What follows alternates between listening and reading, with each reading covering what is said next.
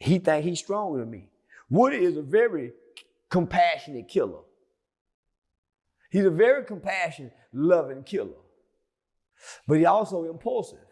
And he's emotionally responsive. So that's what makes him dangerous in a social path. That's what I said. Everything he says, you can't, it's not law. No. It's not law. Because he done lied and said some gay shit about me. That's what I'm saying. Everything he says is not law. But nigga, Atlanta niggas wear skirts proudly. Crop tops with fishnet stockings. And they got a strong force and energy of homosexuality in the town. And Thug is a representation of it. Whether y'all want to admit it or not, homie, it's always been questionable that this nigga is whoop-de-whoop. I don't give a damn how much money he making. This nigga was getting some real live money. He never had to do this. So why was this? Nigga, when you get money, that shit goes out of you. He wasn't doing it broke.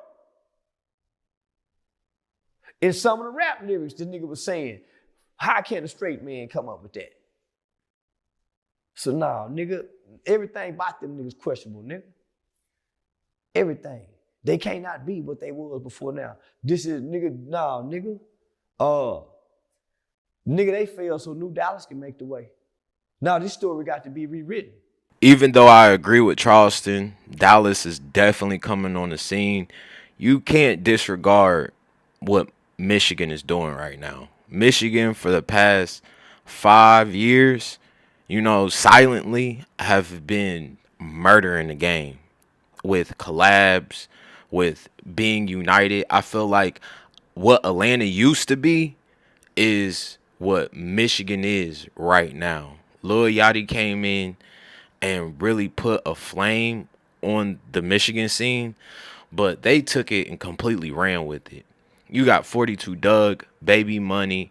You got GT, PZ, Payroll Giovanni. You got Rio, Skilla Baby. You got Sada Baby. You got Dame Dot. Man, there's so many. You got Babyface Ray, VZ, All-Star JR. You got Drago and Bino. You got TK. You got Icewear Fazo. You got T Grizzly. And, throughout the years, it hasn't been one person at the top. T Grizzly came out, he killed the game. 42, he had it for a minute. Rio, he got out of jail and completely killed the game. Skilla Baby, he's singing and rapping to the girls. Then he got shot. Now we don't know how that next album's gonna sound. Sada Baby doing the crazy dance and the robots. Like Babyface Ray, when he first came out, man, his nonchalant swag was crazy. It was definitely a time. And I'm still listening to the Detroit scene, the Michigan scene. So, before jumping the gun and saying Dallas is the new wave, they definitely doing their thing. I'm in Ohio. I'm right next to Michigan. So, we funnel down and hear all the music. And yeah, you can't undo what Michigan is doing right now. Michigan is literally taking the old formula that Atlanta used to have that has crumbled, and they're running with it. Big Meech them left an explanation mark. You mean to tell me these niggas come back on the back end and do this after Meech? Nigga, that can't go down in history. So nigga, this kingdom had to fall. This Rome. Them niggas was Rome. Them niggas is the Roman soldiers. They had to fall, my nigga. And New Dallas rise. Yeah, them niggas had been in the way, my nigga. They had misled too much. If you had to predict, do you predict that the 21 Savages, the Futures, and the Lil Babies, they'll still fuck with Thug? Yeah. I think so too. Because he's still violent and dangerous. And his heart hadn't changed. But they didn't fuck with Gunna though. Heart is not violent and dangerous. See, you got to remember, he's still dangerous. He's still dangerous, nigga. He didn't go in there and come out a new man like that boy Mondo Reels.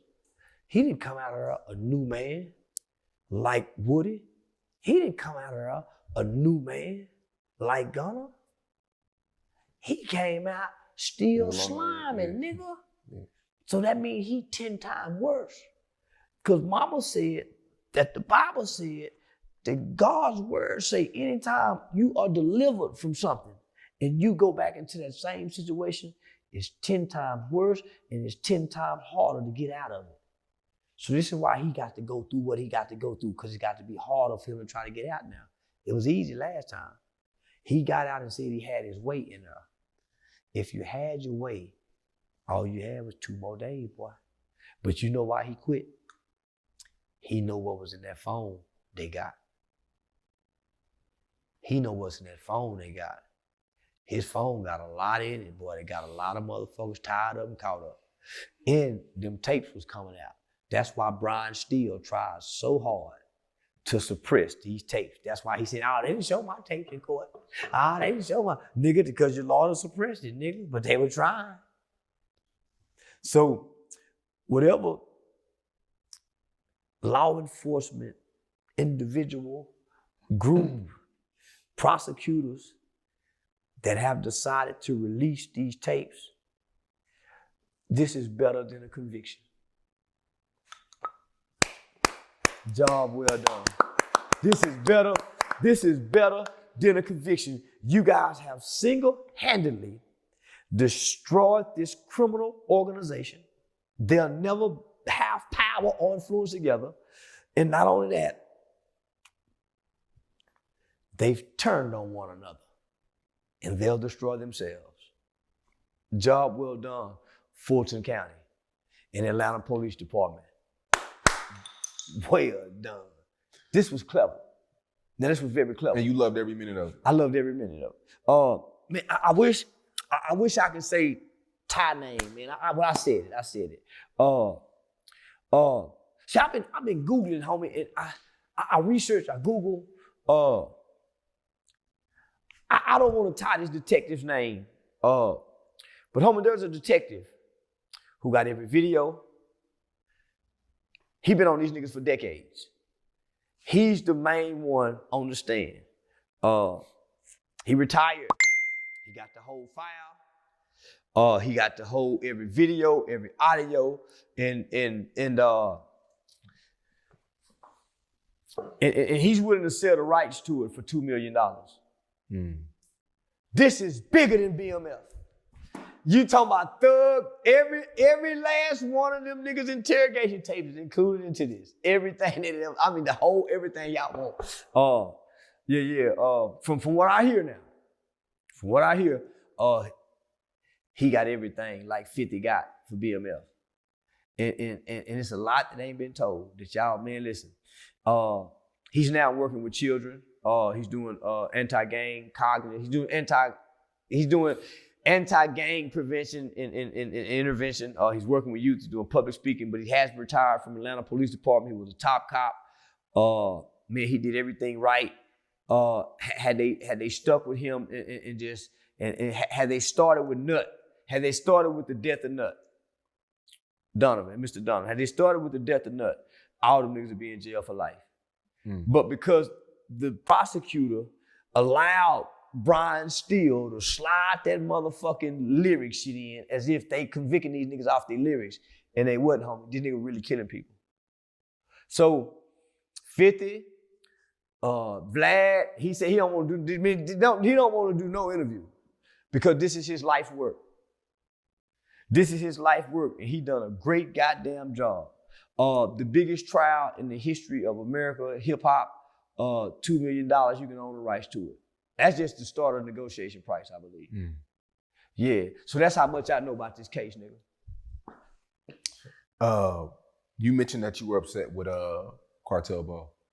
Man, that nigga, man, talking about leave Boosie family alone. What about Marlo Mike family, Cartel Ball? You just got out of jail. You better shut the fuck up talking to me, nigga. Ex-pimp, nigga, and big nigga. Didn't he have a fight on the car and couldn't fight? And him and nigga, two big niggas. Yeah, that was about 5-6 years. Yeah, and then Sauce Walker exposed that nigga for trying to play some snitch paperwork or someone. Him and Sauce Walker. I don't know nothing about nothing, but the nigga better shut up typing to me, nigga.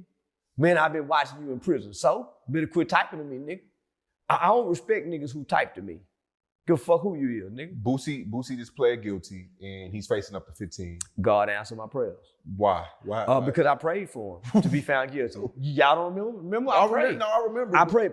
Because homie, listen. Let me get serious for a minute. I love Boosie music. I love Boosie as an artist, but as an individual, as a person, I don't like Torrance Hatch. Torrance Hatch is disrespectful toward his mother. Torrance Hatch say, I don't talk to the police, I don't call the police, but he called the police on his brother for stealing that $5 million. Went all the way through the court process, pressing charges. Come on, Boosie, there go your exception. I don't want to kill your brother. Okay, whatever reason you're using, you call the police and you press charges, right? When you live by the streets, you die by the streets.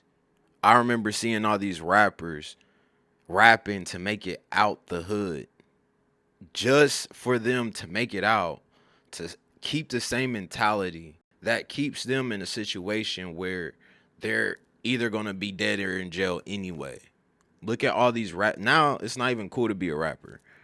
Every single rapper either went to jail, is going to jail, or is dead. And I get it, the streets is what made you, look at Lil Durk, the voice of the streets, Boosie, all these street dudes that go off the mentality of the streets. If you don't lose that mindset and become an entrepreneur / businessman, that's the reason why I respect P so much. Because P off of QC, the label owner, he's like, man, I'm a business owner. I got a family, I got kids. We did all the street stuff that was in my past. Now I can't jeopardize what I have. And that's the mentality you got to have with the streets. You got to let the streets go. And a lot of people want to identify, and just because they made it, they want to glorify the streets. And I feel like once you glorify the streets and put the streets on a pedestal, it's almost the same thing as putting a woman on a pedestal. Like, it's the worst thing that you can do. Man, Boosie got a kid that's serving that's gonna die in prison, named Marlo Mike. And I want the world to Google Marlo Mike or look at the Marlo Mike story. Marlo Mike is y'all Woody, who y'all love so much, who mama died on him. This kid is battled mental illness, so he's a little slower than Woody. He was subjected to violence and murder and death at a very early age, so grew up in a violent environment, like the dogs Michael Vick bred to fight and kill. He didn't come from love. He wasn't good in school. And so he grew up in Baton Rouge, another violent environment. So he come from a violent home, violent neighborhood, violent environment, and then get in touch with Boosie. And Boosie fund 9 murders for this kid. Now, a lot of people say, oh, he was already killing before Boosie. Okay, so what? Why not take him and bring him in for him not to kill? Because he look up to you. Who next, Boosie? We ain't killing no more. Nigga, this is what I want you to do. I'm gonna show you how to get your security license. You're gonna be my security guy. I'm gonna go get your gun license. I'm gonna put you in the military, nigga. We'll go learn. So if he was already killing for Boosie, okay, that's cool.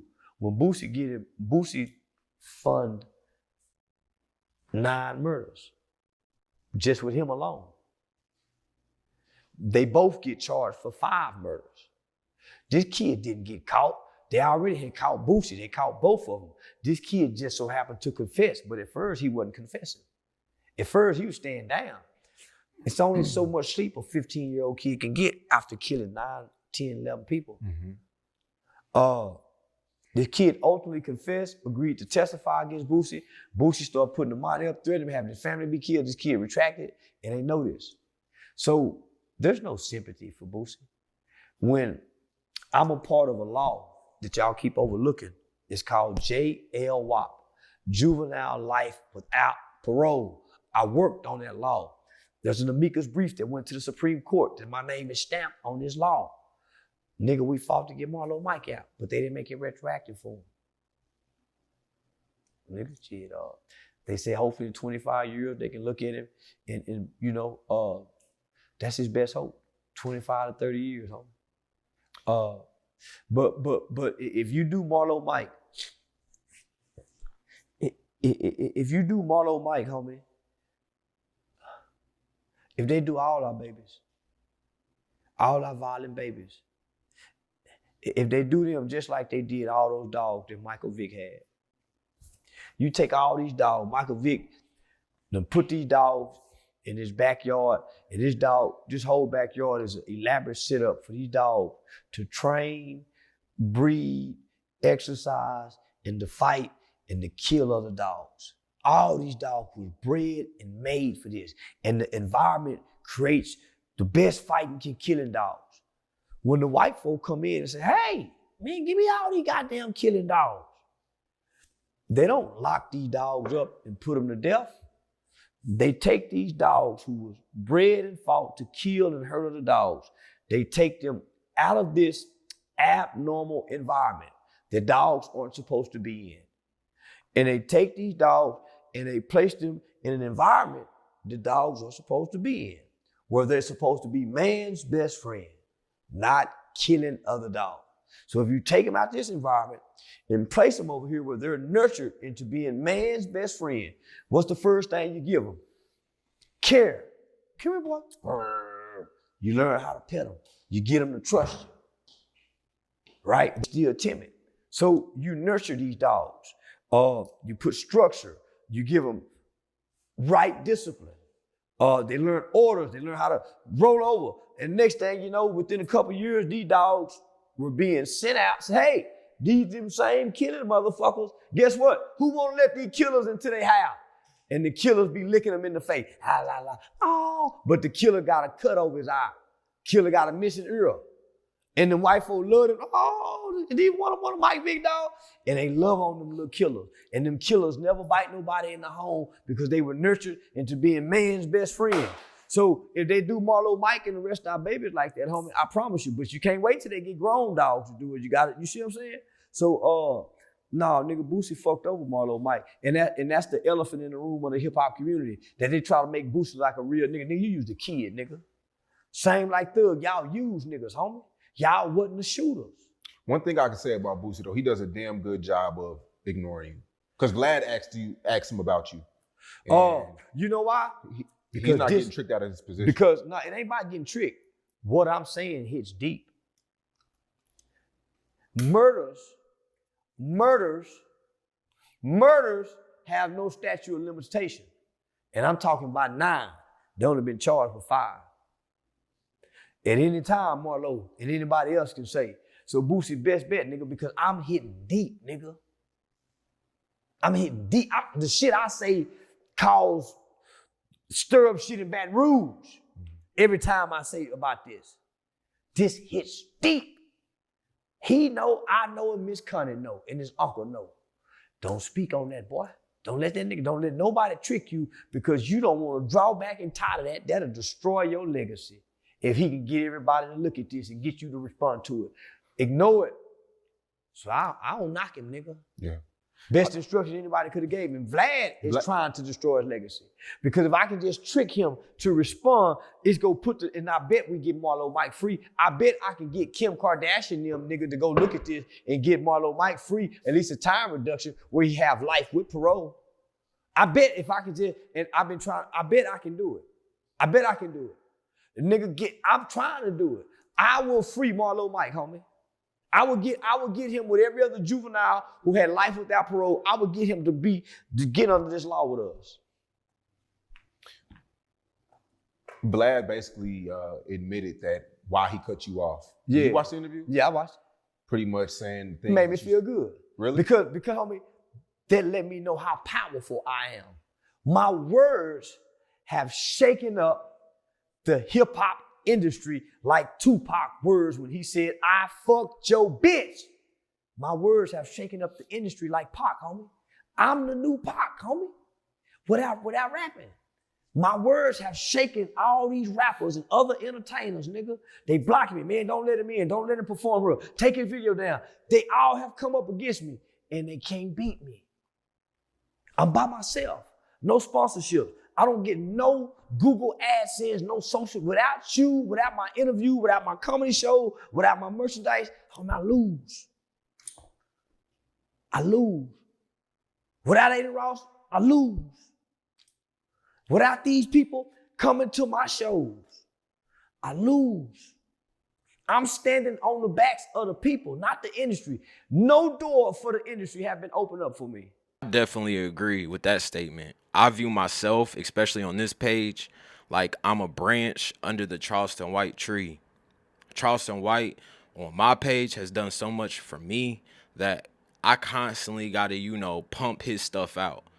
Even though I don't try to just do Charleston White reactions, I'd be alive to say that I haven't felt the ripple effect of his impact. So even though I try to do other reactions that normally don't get the views that I want to see, at the same time, I do these Charleston White reactions because they do.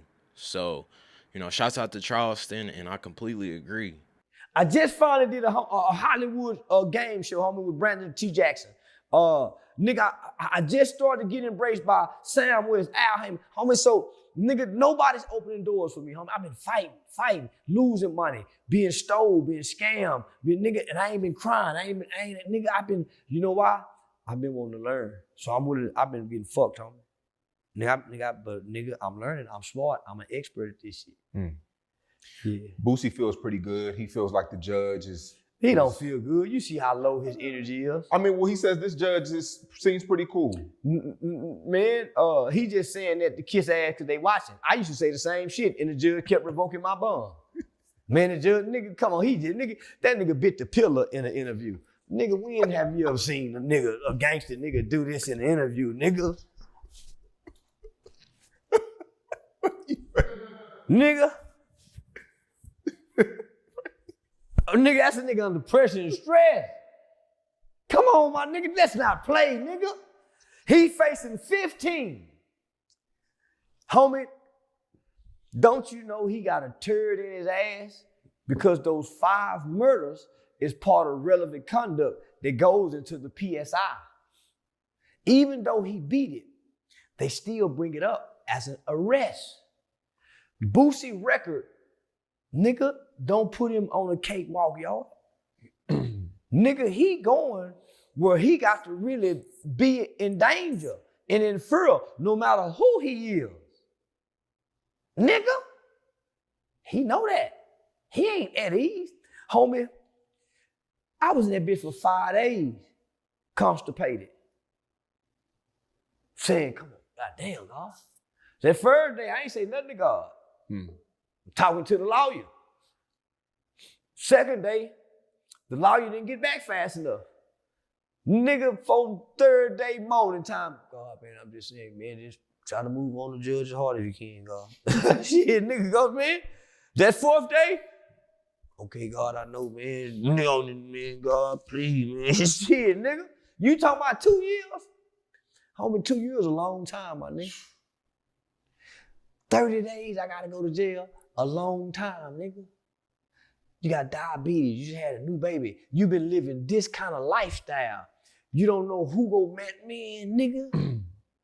You all right after maybe 9, 12, 13 months. But you know how long 13 months is to be all right? Come on, my nigga. You don't know what yard you get to and it's a ride. And you got to woo-woo. Homie, this ain't no guarantee you come home. See, people in the free world say, man, he'll be home in 2 years. That ain't nothing. It ain't, every day ain't no guarantee, my nigga. Even for us, it's not no guarantee we gonna wake up tomorrow. Tomorrow is not promised, boys and girls. And then guess what? Your mama old too, nigga. Your mama old. Your son out here with no guidance. He's still trying to hang out in Baton Rouge. He's still trying to go do this. And you still got 9 victims' family, nigga, who would love to take a shot at anything yours, nigga. Because you done hurt a lot of people in the streets. That hurt is passed along to people's family. And your son is an open target trying to go back over here, still hang with his cousin and them on his mama's side of the family. He ain't listening to you. Nigga. He on that dope. So, no, nigga, it's a lot that you got to, and you the boss and you the leader. So everybody putting the pressure on. Nigga, that nigga gonna be gray like Puffy when he come home. And nigga, her gonna be, his whole Boosie fade gonna be gray. And then they gonna have big black puffy eye up under his eye like a domestic violence abused bitch. Yeah, he gonna come out real ugly. Yeah, I don't wish jail on anyone, not even my worst enemy. But I feel like this is a great example. Like back in the 90s, the 2000s, it was a lot of manipulation. It was a lot of sweeping stuff under the rug. But everything is getting exposed nowadays. And if you're not moving righteously, if you're not building that relationship with God and working on personal development, you're going to get exposed some way, somehow. So, this is just an advice for anybody, really. Make sure that you are dotting your I's and crossing your T's and you're working on yourself. You're self-developing. Because if not, you're going to be spinning your wheels. You're going to get exposed. And there's not going to be no coming back from that. And you don't want that to happen. Look at P. Diddy. Look at Young Thug. Look at all these people who think that they could control the situation and they could manipulate and do all this weird shit. And now they're sitting here with the pie face looking crazy. So, learn from other people's mistakes. And I hope you guys enjoyed the video. Make sure you guys like, comment, subscribe, especially if you guys like the content. I'm going to be pumping out more reaction videos, not just Charleston White. We got Corey Holcomb coming. We got, just all the way across the board, we doing reaction videos. So just please like, subscribe, show some love. Peace. I'll see you guys on the next one. Love y'all. We out.